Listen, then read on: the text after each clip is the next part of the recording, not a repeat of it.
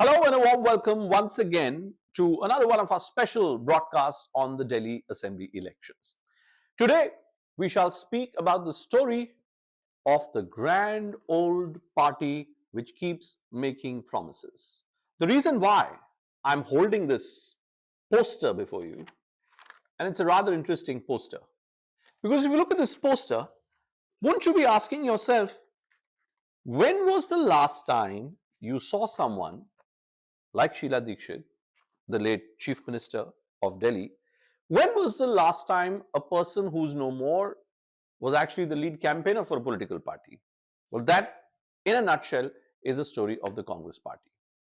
In the national capital, Sandeep Dikshit and Ajay would like the people of Delhi to remember what was the era of Sheila Dikshit like, where supposedly there was Ram Raj all around, where there was never any riot, where there was never any confrontation with the center, and everybody was leading a comfortable, peaceful life.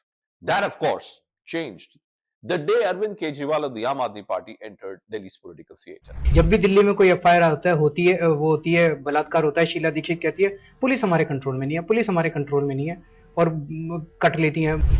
Today we shall look at this question, whether the strategy of Sheila Dikshit, the erstwhile chief minister, the late Congress leader, perhaps the most prominent face of the Congress in the national capital, does the strategy of projecting her face when she's no more, does it work for the Congress party?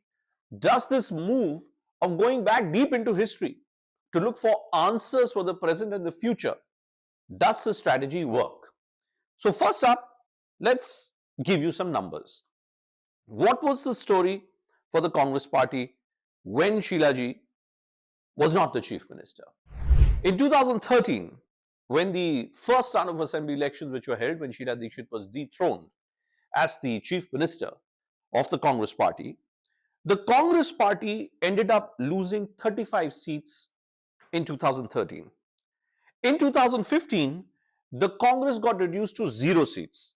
In 2020, the Congress was stagnant again at 0. It didn't win a single seat. In terms of vote shares, in 2013, the Congress lost 15% of its vote share, down to 24.7%. In 2015, the Congress was down to 9.7%. In 2020, the Congress was down to 4.3%.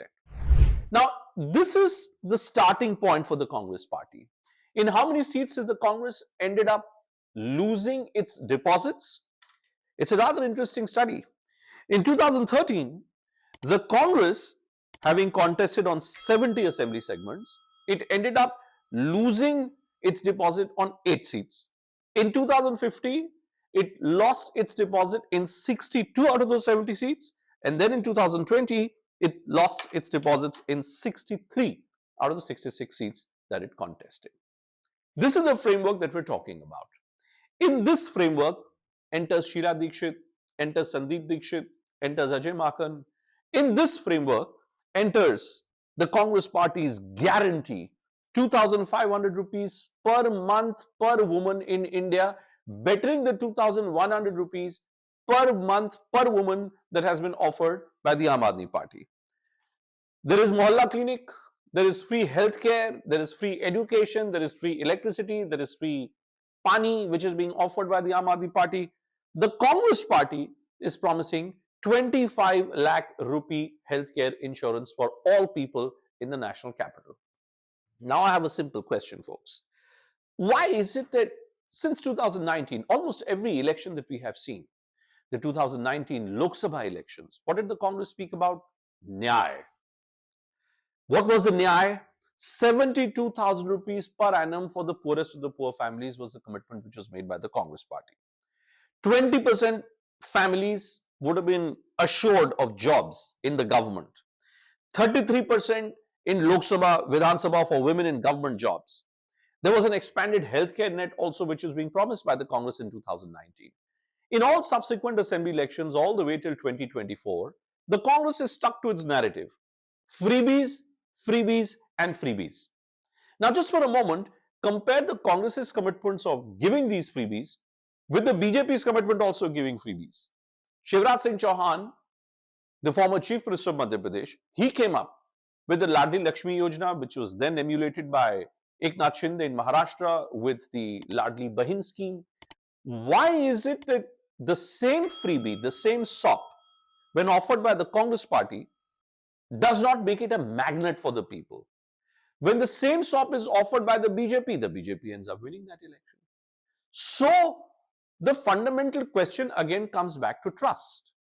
Is it that despite all these commitments which have been made by the Congress party, not just in 2025 Delhi Assembly elections, all the way since 2019, why does it not become a party of trust? In the Lok Sabha elections, I'm willing to concede that you could call it maybe the Modi factor. In a battle between Narendra Modi and Rahul Gandhi, Narendra Modi consistently, all the way since 2014, has ended up scoring a huge victory over Rahul Gandhi. Now, come back all the way to 2024. What was the reason that the Congress got the 99 seats that it got in the Lok Sabha? The reason, was it freebies? Was it this commitment of more money for people, for the poorest of the poor? Or was it a new narrative which was created by the Congress party that Samvidhan khatre mein hai, the Dalits, the backwards were in danger of losing reservations, which was a hard scored political narrative. It was a well-crafted political narrative which worked for the Congress party. So the sum total of what the Congress needs to understand is this. The story of freebies and greater freebies does not make it a magnet for people. But when it comes up with a new political narrative, crafted well, then the Congress party is in the political business. So does it bring the Congress party in the business of the national capital, where you have an Arvind Kejriwal who's been in power since 2013, 2015, where, as we ourselves have shown in these videos on the squirrels.in, the poorest of the poor in the JJ clusters are still swearing by Arvind Kejriwal. With access to free water, free electricity, free bus ride, potentially free metro rides, Arvind Kejriwal has now written to the center that there should be a 50% rebate on all metro rides for women in the national capital, and let that subsidy burden be shared 50-50 between the center and the state. Can the Congress outsmart Kejriwal by promising more freebies, or does the Congress need to look for a new narrative? And lastly, Sheila Dikshit. This poster that you see, Sandeep Dikshit, the son of Sheila Dikshit. As long as Sheila ji was alive, Sandeep Dikshit contested from East Delhi Lok Sabha constituency. He ended up losing from East Delhi also. Over the last decade, Sandeep Dikshit had practically disappeared from Delhi's political trajectory. Do these posters of his mother, of the former chief minister, being put up now on poles across the national capital, does it make Sandeep Dikshit-led Congress party a party of relevance? That's the question, I think, which will determine what happens on the 8th of February. Sandeep Dikshit and Ajay Makan combined together are of the view that by reminding people how great the situation was during Sheila Dikshit's tenure, there may be a tendency for people to come back to the Congress fold.